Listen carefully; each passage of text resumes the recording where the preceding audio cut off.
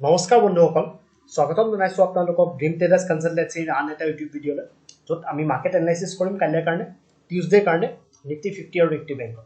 so Nifty 50 যোনটো আজিৰ momentum আছিল প্ৰথমতে আমি ইটো সাইডত তাৰপিছত নিফটি বেংকটো আমি ইয়াতে ডিসকাস কৰিম নিফটি 50 ৰ মই কালি আপোনালোকক এটা বস্তু কৈছিলো যোনটো আছিল আপোনালোকে প্ৰিভিয়াস ভিডিঅ'টো যদি আমাৰ ভালকে ফলো কৰে তেলে এই বস্তুটো মই আপোনালোক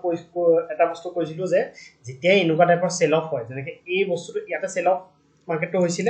ঠিক আছে নেক্সট দিনা কি হৈছে মাৰ্কেটটো যদি গ্যাপ আপে হৈ গল বা ওপৰতে যদি মাৰ্কেটটো গৈছে ইয়াতে এই হাই আৰু লোটোৰ মাজত মাৰ্কেটটো থাকি যোৱাৰ চান্সেস বহুত থাকে মইটো প্ৰিভিয়াস ভিডিঅ'তে আপোনালোকক কৈছো সেম বস্তু আজি আপোনালোকে যদি চাই এই বস্তুটোৱে মাৰ্কেটে আকৌ ফলো কৰিলে এটো লো আছিল হাই আছিল আৰু লো এটো আছিল হয়নে মার্কেটে কি করলে গ্যাপ আপ খোলা চান্স মই অলরেডি আপোনালোকক কৈছিলো যে চান্স বহুত আছিল বিকজ ইউএস মার্কেটটো পজিটিভ আছিল তো যিকি নহক ইয়াতে গ্যাপ আপ খুলিছে তাৰ পিছত আপোনালোকে চাব পাৰে কি ইয়াতে এটা ভলেটাইল মাৰ্কেট আমি আজি দেখা পাইছো এন এই হাই আৰু এই লোৰ মাজতে মাৰ্কেটটো ইয়াতে থাকিব হয়নে তো এনেকুৱা মার্কেটত কি হয় অলপমান মানে যদি আপোনালোকে জানে যে ইয়াতে মার্কেটটো বহুত ডাঙৰ ওলটাম মানে হ'ব মানে এক্সপেক্টেশন যোনটো থাকে এটো কম আছে তেলে আপোনালোকে আৰামসে এটা কোয়ান্টিটিটো অলপ কমাই পেলাই ট্ৰেড কৰিব পাৰে হেদি ঠিক আছে কিন্তু এই লোটো যদি আজি ব্ৰেক চলতে তেতিয়া কিন্তু ইয়াতে ডাঙৰ মোমেন্টাম আমি ইয়াতে দেখা পাম ঠিক আছে তো কাইলে হ'ব পাৰে এটো আমি চাম ইয়াতে তো এতিয়া বস্তুটো চাওক যে আজি প্ৰথম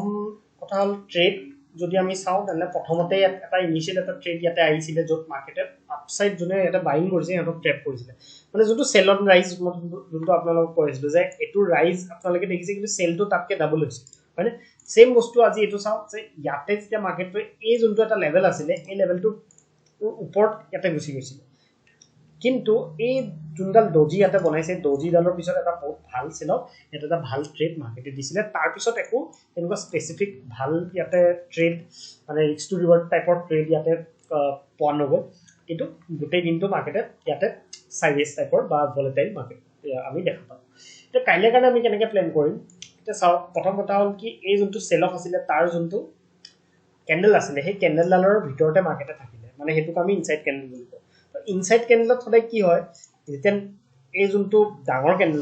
ক্যান্ডেলডালৰ যেতিয়া লোটো ব্ৰেক তেতিয়া মানে কি হয় ডাঙৰ এটা মোমেন্টাম আমি এক্সপেক্টেশন ইয়াতে কৰিব পাৰো একৰ্ডিং টু মানে ইনসাইড ক্যান্ডেল যেনেকৈ মই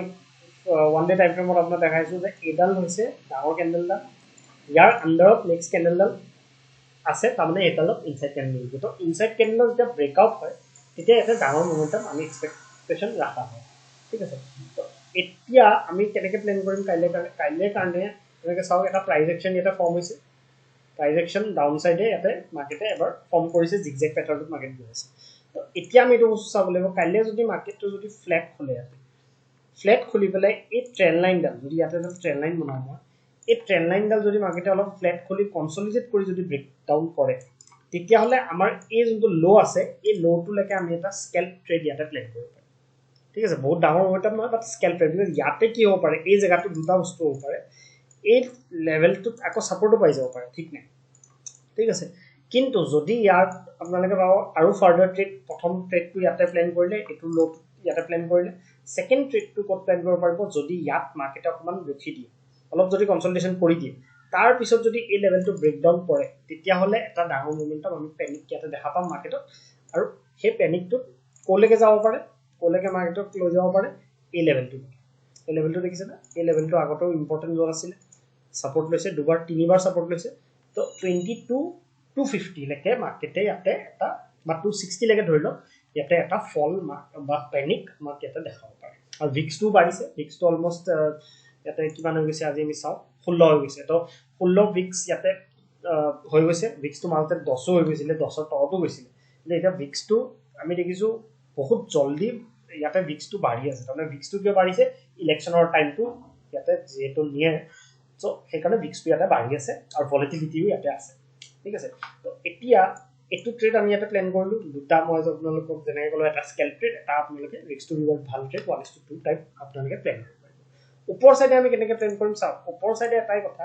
আজি যদি আমি চাও যে আমি যদি ফিবোনাকিটো লগাই যোনটো আমি ফিবোনাকি ইউজ কৰিছিলো তাতে চাও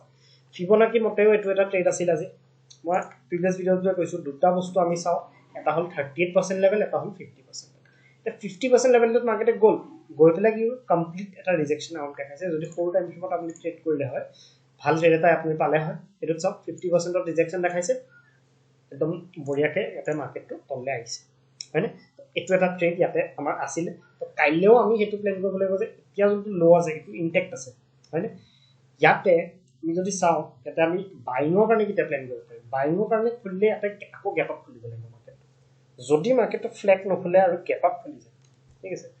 যদি ইয়াতে ইমানমান গেপ আপ খুলি যায় গেপ আপ খুলি যদি কনসলিডেট কৰে আৰু কনসলিডেশ্যনৰ পিছত যদি 50% লেভেল যোনটো আছে সেইটো বোলে ব্ৰেক কৰি দিলে আজি বহুতে কি কৰিব ওভাৰনাইট ইয়াতে কল সেল বা পুট বাই কৰি যাব পাৰে যেহেতু এটো লেভেলত জনে ৰাইট আছে হয়নে তো সিহঁতক ইয়াতে পেনিক মানে এটা ভয় খুৱাবলে মাৰ্কেটে ইয়াতে এটা যাব পাৰে কিন্তু ইয়াত আমাক কনসলিডেশ্যন লাগিব কনসলিডেশ্যনৰ পিছত যেতিয়া ব্ৰেকআউট কৰি দিব এটা সৰু ট্ৰেড আমি এই লেভেলটো দেখিছে না এই লেভেলটো লৈকে আমি এটা টাৰ্গেট ৰাখি দিব এটো মানে মাৰ্ক কৰি দিছো এই লেভেলটো লৈকে 22630 লৈকে আপোনালোকে এটা টাৰ্গেট পাব পাৰে সিচুৱেশনটো কি গেপ আপ কৰিলে কনসলিডেট কৰিলে অলপ আধা ঘণ্টা ব্ৰেকআউট কৰিলে এটো লেভেলত তেতিয়া আমি এই লেভেলটো লৈকে এটা ট্ৰেড পাব ঠিক আছে স্কেল ট্ৰেড এনেকুৱা নহব কি ইয়াৰ পৰা একদম ইয়ালৈকে গুচি যাব পটককে সেইটো নহব পাৰে বাট আমি ৰেডি থাকিব লাগিব ঠিক আছে এতিয়া মেইন ইয়াতে ট্ৰেন্ডটো কেতিয়া চেঞ্জ হৈ যাব এটো যদি ডাউন ট্ৰেন্ড আছিল এটো কেতিয়া মানে আমি ক'ব পাৰিম যে এটো একো ইম্পৰ্টেন্স নাই যেতিয়া এই লেভেলটো ব্ৰেকআউট হৈ যাব কাইলে যদি 61.8% ৰ ওপৰ যদি কাইলে ক্লোজিং দি দিয়ে তেতিয়া হলে আমি এটো ক'ব লাগিব যে এই ট্ৰেন্ডটো যোনটো আছিল এটো মানে একো ভাল এটা মুভ নহয় এটো বেসিক্যালি ইয়াৰ কন্টিনিউশন নহয় ঠিক আছে তো কালিও আপোনালোকক কৈছিলো যে সেল অফ যেতিয়া হৈ আছে তাৰ নেক্সট যোনডাল ক্যান্ডেল বনি আছে এডাল মানে নেক্সট ক্যান্ডেল ডালে ফলো থ্ৰু দি আছে মানে হেতু বস্তু আমি চাও ঠিক আছে তো এতিয়া আমি নিফটি ব্যাংকত আহো নিফটি ব্যাংকেও ইনসাইড ক্যান্ডেল টাইপৰ ক্যান্ডেল বনাইছে বাট কন্টিনিউয়াস অলমোস্ট 4 দিন ইয়াতে ৰেড ক্লোজিং মাৰ্কেটে দিছে ঠিক আছে তো এতিয়া আমি কাইলে কাৰণে কেনেকৈ প্ল্যান কৰিম আজি সেম হল ব্যাংক নিফটি তথাপি ব্যাংক নিফটিত অলপমান হলেও ইয়াতে মোমেন্টাম আছিল ঠিক আছে নিফটিত কি আজি কিন্তু এটো বস্তু চাওক যে এইডাল যোনডাল ক্যান্ডেল আছিল প্ৰিভিয়াস ডে সেই প্ৰিভিয়াস ডে ক্যান্ডেল ডালৰ আন্ডাৰতে আছে তো ইনসাইড ক্যান্ডেল ইয়াতেও ফৰ্ম ইয়াতে হৈছে এতিয়া আমাৰ কাৰণে লেভেল আছে এটো যদি মই প্ৰিভিয়াস ভিডিওটো আপোনালোকক কৈছিলো এই লেভেলটো ইয়াতে ইম্পৰ্টেন্ট লেভেল হয় তো কাইলেৰ দিনটো যদি মাৰ্কেট ফ্লেট খোলে বা অলপ যদি গ্যাপ ডাউন কৰি ইয়াত যদি কনসলিডেট কৰে এই লেভেলটো যদি ব্ৰেক ডাউন কৰি তেতিয়া আমি ইয়াতে ভাল ট্ৰেড এটা ইয়াতে এই লেভেলটো লৈকে অলমোস্ট পাব লাগে যোনটো হল কিমান 48344 ইয়ালৈকে অলমোস্ট কিমান অলমোস্ট আপোনালোকৰ 600 পইণ্টস